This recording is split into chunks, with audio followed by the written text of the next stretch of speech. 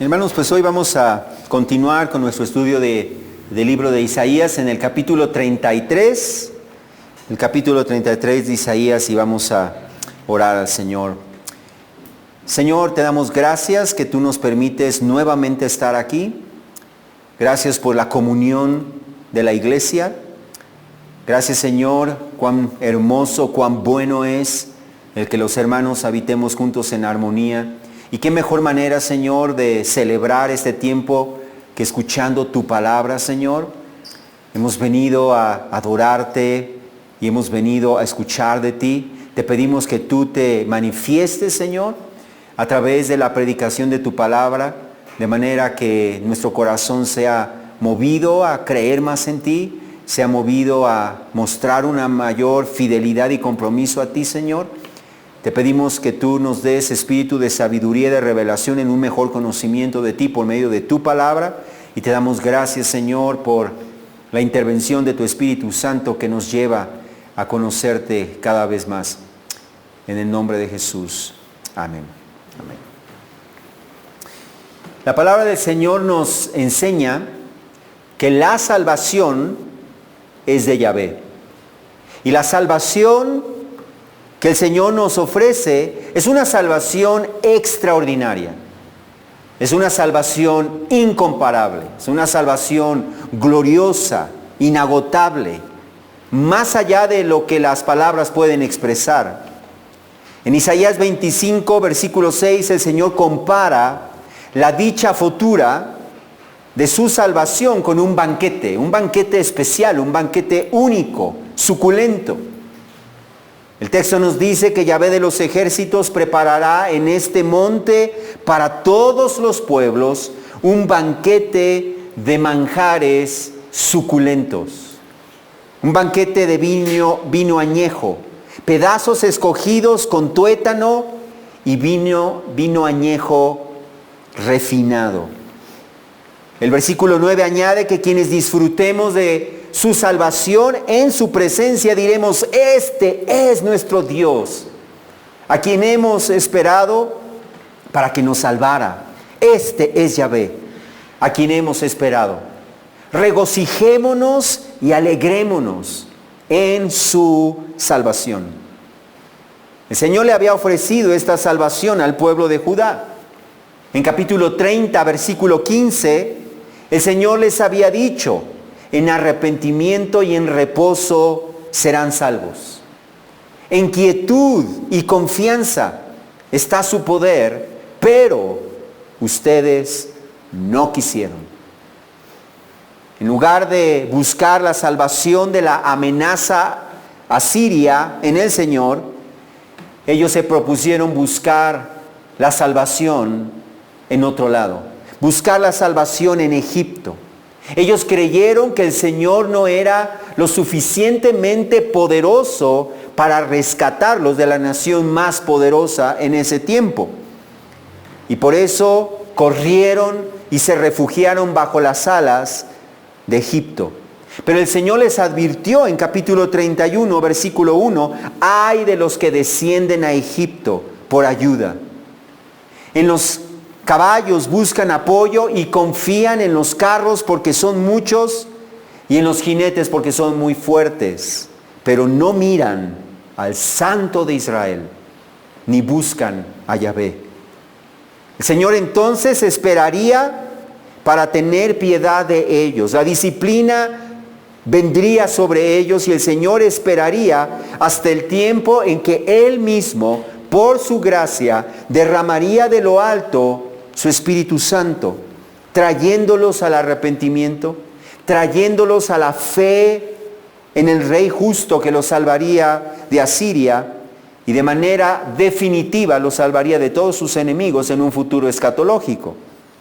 Nosotros, por la gracia de Dios, aún sin ser judíos, hemos sido hechos participantes de las promesas de la salvación en Cristo. Y la voluntad de Dios es que conozcamos cada vez mejor la anchura, la longitud, la altura y la profundidad de la salvación que el Señor en su amor nos ha regalado en Cristo.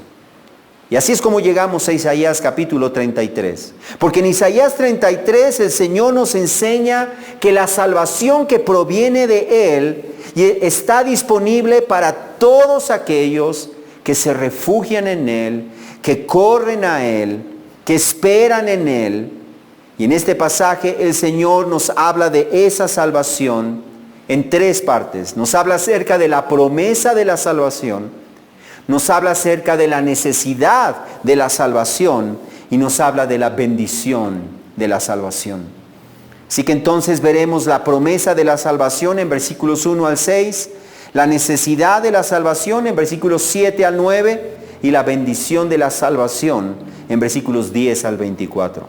Comenzamos entonces con la promesa de la salvación. El pasaje comienza hablándonos acerca de la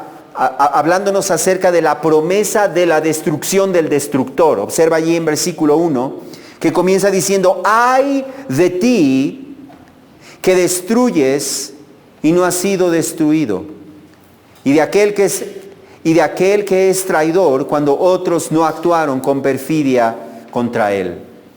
Notemos cómo desde el versículo 8 y desde el versículo 28 y hasta este capítulo 28 al capítulo 33, encontramos 6 ayes.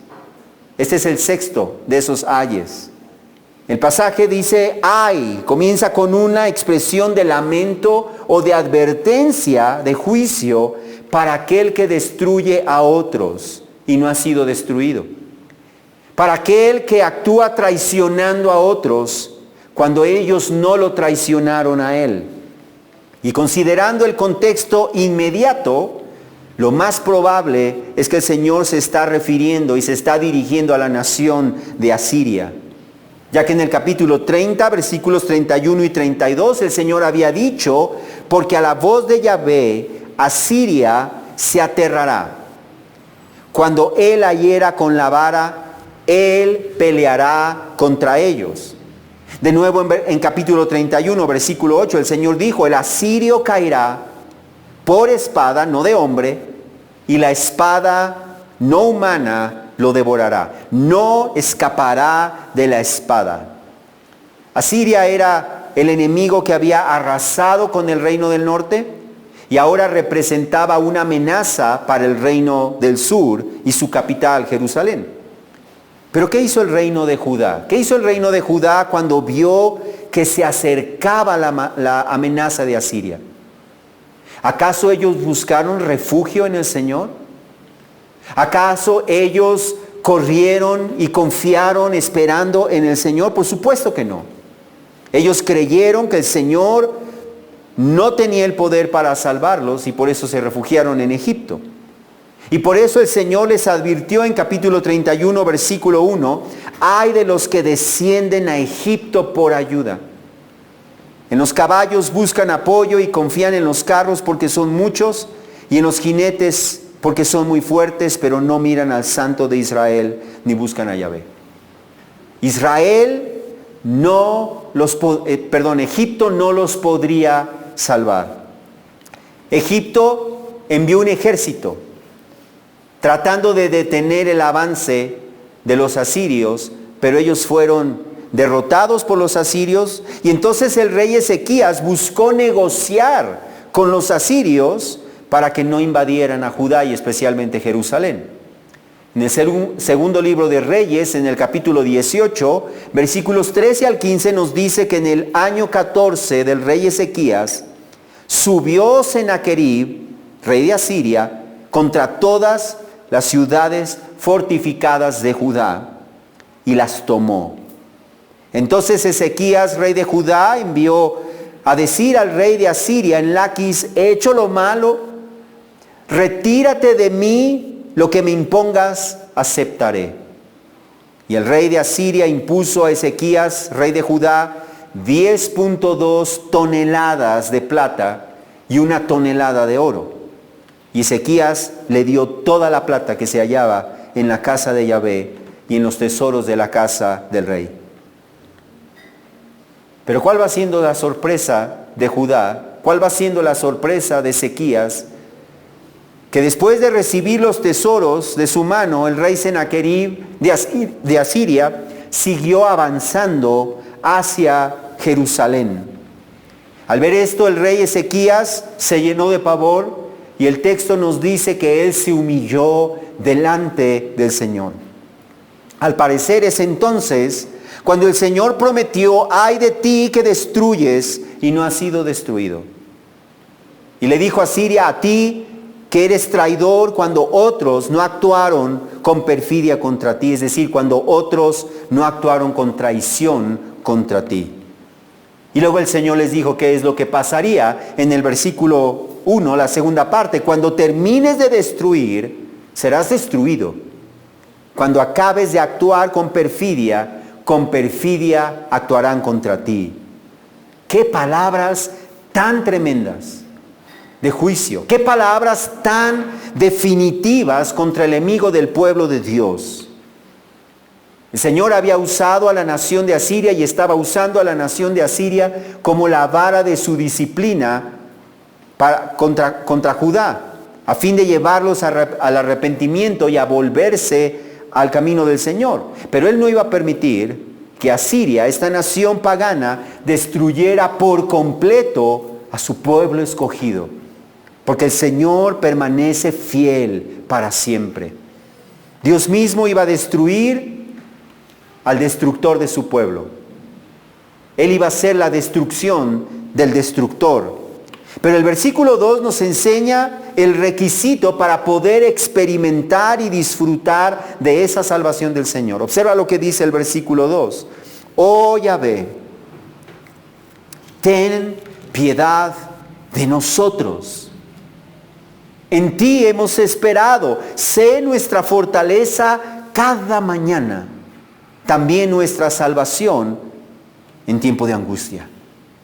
Notemos cómo Isaías está mostrándole al pueblo de Judá la respuesta que ellos debían mostrar a fin de ser salvos de la invasión de Asiria. A fin de ser salvos de sus enemigos. Ellos debían clamar al Señor. Ellos debían clamar al Señor por su piedad, por su compasión, confiando en Él, esperando en Él, porque Él es una fortaleza segura, porque Él es una segura salvación en tiempo de angustia. Solamente Él puede rescatarnos de nuestros enemigos, solamente Él puede librarnos de nuestras aflicciones, solamente Él puede levantar la vara de su disciplina, solamente Él puede salvarnos del peligro, de la destrucción, de la angustia, porque su poder no tiene límite. Su poder no tiene límite. En el Salmo 25, versículo 3 nos asegura: ciertamente, esto es verdad. Ninguno de los que esperan en ti será avergonzado. Tú puedes poner tu esperanza, tu confianza, tu seguridad en Él y nunca serás defraudado. Nunca serás defraudada. Sean avergonzados, por el contrario, los que sin causa se rebelan. El Salmo 91 nos dice lo mismo. En el versículo 1 y versículo 4 nos promete: el que habita al amparo del Altísimo morará bajo la sombra del Omnipotente. Con sus plumas te cubre, bajo sus alas hallas refugio, escudo y baluarte es su fidelidad.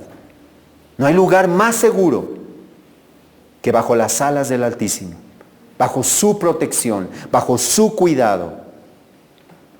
Entonces el Señor procedió a mostrarle a su pueblo que Él es poderoso para salvar. Observa en versículo 3, el Señor le dijo: al estruendo del tumulto los pueblos huyen, al levantarte tú, las naciones se dispersan. La Nueva Versión Internacional traduce el versículo 3 diciendo: al estruendo de tu voz huyen los pueblos, cuando te levantas se dispersan las naciones. Eso nos habla del poder del Señor. Eso nos habla de la soberanía del Señor, que aún las naciones más poderosas de la tierra huyen y se dispersan cuando el Señor se levanta. Él es el Dios temible. En Números 10, versículo 35, Moisés levantó su voz diciendo, levántate, oh Yahvé, y sean esparcidos tus enemigos. Huyen de tu presencia los que te aborrecen. Huyan de tu presencia los que te aborrecen. Y que nadie puede soportar cuando el Señor se levanta, y que hay razón para que las naciones se dispersen cuando el Señor se levanta, nos lo muestra el libro de Nahum en el capítulo 1, versículo 6, donde afirma, en presencia de su indignación, ¿quién resistirá? ¿Quién se mantendrá de pie ante el ardor de su ira? Su furor se derrama como fuego y las rocas se despedazan ante él.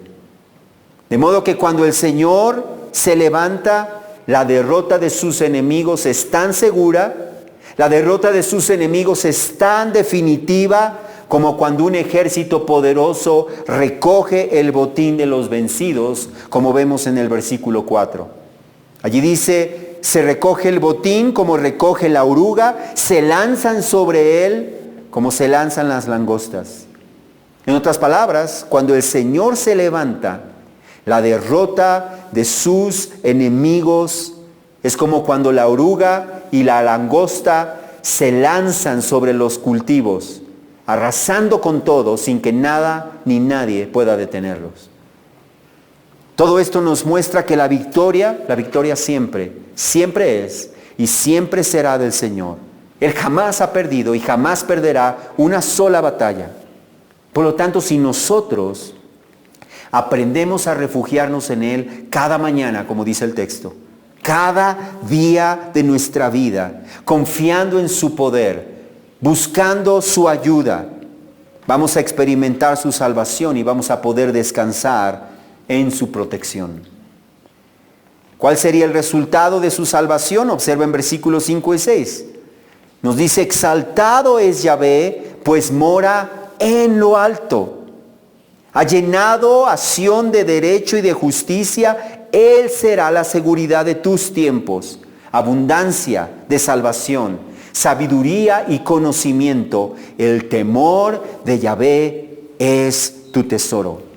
Como vemos allí, el resultado de esa salvación sería, en primer lugar, sería el que su pueblo, en que el Señor sería exaltado por su pueblo. Que el Señor sería reconocido, porque el propósito central, fíjate bien, el propósito central de la salvación, de nuestra salvación, no somos nosotros. El propósito central de la salvación es la exaltación de su gloria. Dios hace todas las cosas para que su nombre sea reconocido, exaltado. Él se manifiesta a sí mismo poderoso. Efesios 1, versículos 5 y 6 nos enseña que el Señor nos predestinó para adopción como hijos suyos mediante Jesucristo, conforme a la buena intención de su voluntad. Fíjate bien, ¿para qué? Para alabanza de la gloria de su gracia. A través de nuestra salvación, Dios es exaltado. Su gracia es manifestada de una manera gloriosa. Y como resultado de su salvación, el Señor llenará a Jerusalén de derecho y de justicia. Ya el Señor había dicho acerca de Jerusalén que sería llamada ciudad de justicia, ciudad fiel. En capítulo 4, versículos 3 y 4, el Señor añadió que el que quede en Jerusalén sería llamado santo, todos los que estén inscritos para vivir en Jerusalén. Cuando Yahvé haya lavado la inmundicia de las hijas de Sión y haya limpiado la sangre derramada en medio de Jerusalén con espíritu de juicio y el espíritu abrasador. Y aquellos que vivan en esa nueva Jerusalén vivirán seguros, vivirán confiados, vivirán tranquilos, porque el Señor mismo será la seguridad de sus tiempos. Él será la seguridad de sus tiempos. En la nueva Jerusalén habrá abundancia de salvación, sabiduría, conocimiento, y el temor del Señor será el tesoro de su pueblo redimido. el temor del Señor. Pero no era la condición de Jerusalén en los tiempos de Isaías. Y por eso el Señor procede a mostrarles la necesidad urgente que ellos tenían de su salvación. Y eso nos trae al segundo punto, la necesidad de la salvación. En versículo 7 dice: miren cómo sus valientes claman en las calles. Los mensajeros de paz lloran amargamente. El referente más cercano a sus valientes es Sión, en el versículo 6. Ese es el referente más cercano de ese posesivo, sus valientes. Por lo tanto, el Señor está hablando aquí de los valientes, de los guerreros de Jerusalén, los cuales, dice allí, clamaban por las calles.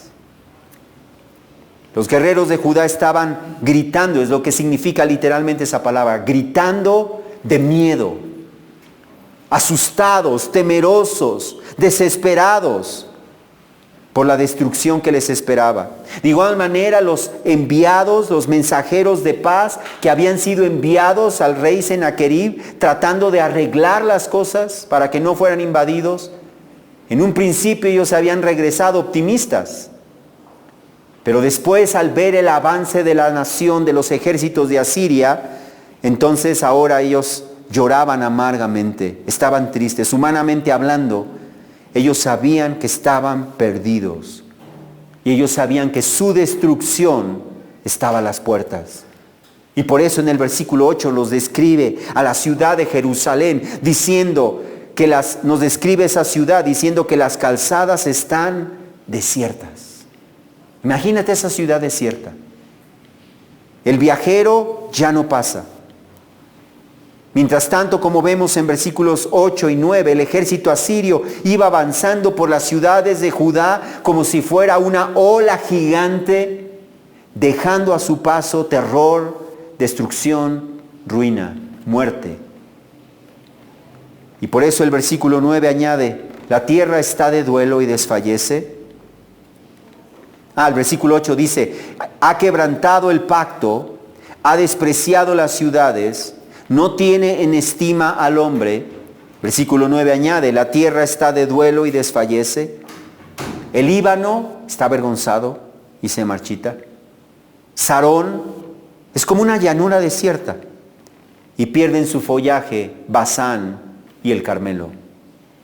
Esos son lugares icónicos, eran lugares icónicos. En primer lugar, el Líbano era un bosque exuberante, era un bosque hermoso, jamás estaba seco. Estaba al norte del territorio de Israel y el Líbano simbolizaba el orgullo, la altivez, la ostentación humana. Ya antes había hablado el Señor comparando el Líbano con la ostentación, con el orgullo, con la altivez humana. Pero ahora, tras el paso del ejército asirio, el orgullo, la altivez, la arrogancia del pueblo del reino del sur lucía avergonzada, humillada, marchita. Por otro lado, Sarón era una enorme planicie de campos hermosos y sumamente fértiles dentro del territorio de Israel, que simbolizaban la belleza de la tierra de Israel. Pero la hermosura de Israel ahora lucía como una llanura desierta, dice el texto. Basán, por su parte, era un territorio famoso por la calidad excepcional de su ganado, símbolo de fuerza, de poder, de majestad. Y el Carmelo era una montaña conocida por su vegetación que simbolizaba la bendición del Señor. Pero ahora todo eso, toda esa abundancia, parecía un terreno sin follaje. Esa era la condición de Judá ahora. Y todo eso a causa de su obstinada desobediencia al Señor. No todas las adversidades son una consecuencia del pecado personal, pero la desobediencia persistente al Señor tarde o temprano producirá disciplina. Tarde o temprano producirá disciplina. Y esa disciplina se manifestará a través de adversidades, a través de sufrimiento, El Señor ya les había dicho en Isaías 3, versículo 8, Jerusalén ha tropezado y Judá ha caído, porque su lengua y sus obras están contra Yahvé, rebelándose contra su gloriosa presencia. Y luego en versículo 9 añadió, ¡ay de ellos! Porque han traído mal sobre sí mismos. Observa esas palabras. Ellos han traído mal sobre sí mismos. Y en versículo 11 concluye con una advertencia general diciendo, ¡ay del impío! Esto no solamente es para Israel. Esto no solamente es para Judá. Versículo 11 concluye diciendo, ¡ay del impío! Le irá mal, porque lo que él merece se le hará. Por lo tanto, hermanos, no debemos acostumbrarnos al pecado. No debemos decir, es que yo así soy. No debemos abrazarlos y aferrarnos a él. Muy por el contrario, debemos arrepentirnos, debemos esforzarnos en la gracia del Señor y en el poder del Espíritu para deshacernos de cualquier pecado, de cualquier desobediencia al Señor en nuestra vida. Y muy por el contrario, debemos buscar todos los días crecer en obediencia al Señor en todas las áreas. Pero, como resultado de la disciplina del Señor, un día el remanente escogido, porque Dios no fallará a su promesa, Él a través de esa disciplina llevará al pueblo de Israel a su arrepentimiento y a volverse al Señor en arrepentimiento, en fe en el Mesías Rey, y el Señor los salvará. El Señor los restaurará. Pero aquellos que se nieguen a hacerle caso recibirán destrucción, y eso nos trae al tercer punto, que es la bendición de su salvación. La bendición de su salvación. Observa en primer lugar el tiempo de su salvación en versículo 10. Ahora me levantaré, dice Yahvé. Ahora seré exaltado. Ahora seré ensalzado. Notemos esas 3 veces que el Señor dice ahora, ahora, ahora. ¿Ahora cuándo? El versículo 2 nos dice cuándo.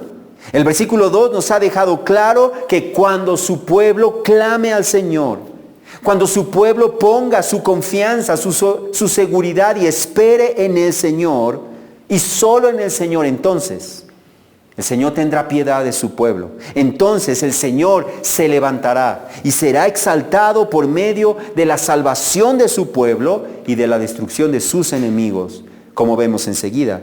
Observa en versículos 11 y 12, el Señor les habla a los enemigos de su pueblo, que son también sus enemigos, diciendo, ustedes concibieron hierba seca, darán a luz rastrojo.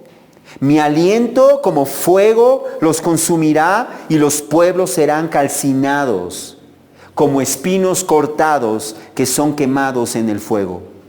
Estas palabras nos hablan del juicio que el Señor traerá sobre sus enemigos que atacan a su pueblo. Sin importar cuán poderosos hayan sido, sin importar que por mucho tiempo hayan hecho de las suyas, sin que nadie pudiera detenerlos, sin que nadie pudiera hacerles frente, sin que nadie pudiera juzgarlos y castigarlos, un día el Señor ha prometido que Él lo hará. Él lo hará. Sus enemigos serán como hierba seca.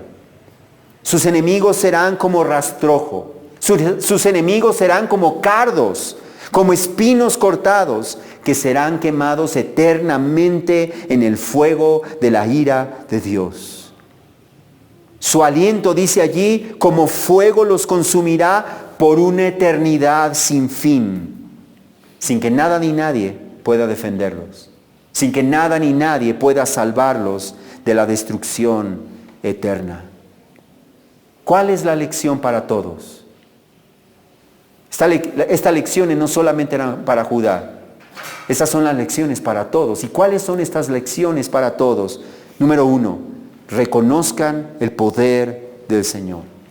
Reconozcan el poder del Señor. Escucha el versículo 13. Oigan los que están lejos lo que he hecho.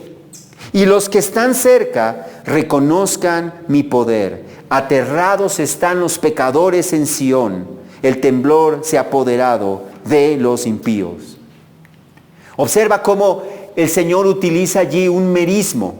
que es una figura de lenguaje en donde usa los extremos para mostrar todo lo que está en medio. Dice, los que están lejos, los que están cerca y todo lo que hay en medio, todos los seres humanos deben prestar atención y reconocer que Yahvé es poderoso para juzgar a todos aquellos que se rebelan contra Él.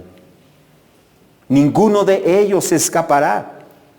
Hechos 17:31 nos dice que Él ha establecido un día en el cual juzgará al mundo con justicia por medio de Jesucristo. De modo que los pecadores que se hayan negado a arrepentirse, que se hayan negado a confiar en Él, a creer en Él, sin importar que vivieran en la mismísima ciudad de Jerusalén, estarán aterrados y con razón. Estarán temblando y con razón. ¿Qué debemos hacer nosotros? Número 2, vivir en santidad delante del Señor. Eso es lo que debemos hacer.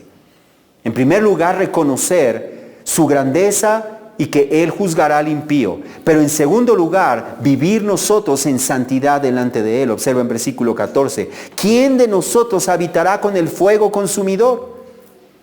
¿Quién de nosotros habitará con las llamas eternas? El que anda en justicia y habla con sinceridad. El que rehúsa la ganancia injusta y se sacude las manos para que no retengan soborno. El que se tapa los ojos el que se tapa los oídos para no oír del derramamiento de sangre y cierra los ojos para no ver el mal. Ese morará en las alturas. En la peña inconmovible estará su refugio. Se le dará su pan, tendrá segura su agua. Notemos allí cómo el Señor ama la justicia y al que practica la justicia. El Señor ama la verdad y a quienes hablan y se conducen con integridad. Él ama la honestidad y a los que viven honestamente. Por lo tanto, debemos vivir perfeccionando la santidad en el temor de Dios. Como ha dicho antes, el temor de Dios es nuestro tesoro. Y quienes vivamos así, aunque no somos perfectos, porque no hay hombre justo sobre la tierra que haga el bien y nunca peque, aún así, si perseveramos y tenemos un corazón tras su corazón, entonces moraremos en las alturas. El Señor será nuestro refugio, el Señor será nuestra bendición y nuestra provisión. Pero lo más importante, como nos dice en versículo 17, tus ojos contemplarán al Rey en su hermosura. Ninguna bendición es tan extraordinaria, tan valiosa, como contemplar al Rey en su esplendor, en su hermosura. El versículo 22 nos dice que el Rey que veremos en su esplendor es nada menos que Yahvé. Él es a quien nosotros veremos porque Él es nuestro Rey. Apocalipsis 21:3 nos dice que el tabernáculo de Dios estará entre los hombres y Él habitará entre ellos. Y ellos serán su pueblo y Dios mismo estará entre ellos. Además, el versículo 17 de nuestro pasaje añade que verán una tierra muy lejana. Una mejor traducción es la que nos presenta la Nueva Versión Internacional, que dice: contemplarán una tierra que se extiende hasta muy lejos. Por su parte, la Biblia textual lo traduce diciendo: verán una tierra de grandes extensiones. Eso significa que en aquel día Israel ya no vivirá restringido. Israel ya no vivirá rodeado, cercado y oprimido por sus enemigos, sino que vivirá seguro, tranquilo, sin temor, bendecido en la tierra que Dios prometió a los patriarcas que ellos habitarían. Resultado número 3, la angustia será cosa del pasado. ¿Eso no es maravilloso? La angustia será cosa del pasado. Observa lo que dice el versículo 18.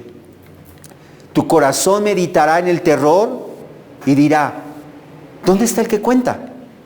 ¿Dónde está el que pesa? ¿Dónde está el que cuenta las torres? Estas preguntas hacen referencia a los oficiales extranjeros que le cobraban tributos al pueblo de Dios. ¿Dónde está ahora? ¿Dónde están los que los oprimían? ¿Dónde están los que los despojaban? El versículo 19 añade, no verás más al pueblo feroz, pueblo de habla incomprensible que nadie entiende, de lengua tartamuda que nadie comprende. Nunca más una nación extranjera, ni Asiria, ni ninguna otra nación, dominará, explotará y despojará al pueblo de Dios. En su lugar, versículos 20 y 21 nos prometen, contempla a Sión, ciudad de nuestras fiestas señaladas, tus ojos verán a Jerusalén, morada de quietud, tienda que no será plegada, cuyas estacas no serán arrancadas nunca más, ni rotas ninguna de sus cuerdas, porque allí el majestuoso, Yahvé, será para nosotros lugar de ríos y de anchos canales por donde no andará embarcación de remos, ni nave potente por él pasará, porque Yahvé es nuestro juez. Yahvé es nuestro legislador. Yahvé es nuestro rey. Él nos salvará. Pero Yahvé no solo reinará en Israel en la persona del Mesías, sino que también reinará sobre todas las naciones, y todos los que vivamos en su reino mesiánico también contemplaremos al Rey en su hermosura. También le serviremos y también disfrutaremos de las bendiciones de su reinado. Ya en Isaías 2, versículos 2 y 3 nos prometió, acontecerá en los postreros días que el monte de la casa de Yahvé será establecido como cabeza de los montes, se alzará sobre los collados y confluirán a él todas las naciones. Vendrán muchos pueblos y dirán, vengan, subamos al monte de Yahvé, a la casa del Dios de Jacob, para que nos enseñe acerca de sus caminos y andemos en sus sendas, porque de Sión saldrá la ley y de Jerusalén la palabra de Yahvé. Número 4. Beneficio o resultado número 4, la victoria será del Señor. La victoria será del Señor. Los versículos 23 y 24 concluyen señalando que el pueblo de Dios saldrá victorioso, pero no por sus propias fuerzas y no gracias a sus propios méritos, pues como dice el versículo 23, la condición presente de Israel es de debilidad e ineficacia. Observa el versículo 23, se han aflojado tus cuerdas. No pueden sostener firme el mástil, ni entesar la vela. En otras palabras, el pueblo de Israel en los tiempos de Isaías era como un barco a la deriva. En sus propias fuerzas eran incapaces aún de defenderse, pero cuando el Señor salve a su pueblo con su mano poderosa, como promete la segunda parte del versículo 23 y el 24, entonces será repartida la presa de un abundante botín. Los cojos se llevarán los despojos. Ningún habitante dirá estoy enfermo. Al pueblo que allí habita le será perdonada su iniquidad. Cuando Jesucristo regrese a establecer su reino sobre la tierra, Jerusalén quedará completamente libre tanto de enfermedad física como de la enfermedad espiritual del pecado, porque su iniquidad será perdonada. Y contemplaremos una larga y extendida territorio que será gobernado por el Mesías. Él reinará sobre todas las naciones y todo su pueblo, aún los más débiles, representados allí de manera simbólica por el cojo, aún ellos disfrutarán del abundante botín y de las riquezas de las naciones. Y lo más asombroso es que también nosotros, los que hayamos creído en Cristo, aun cuando no somos judíos, disfrutaremos de la bendición del Señor.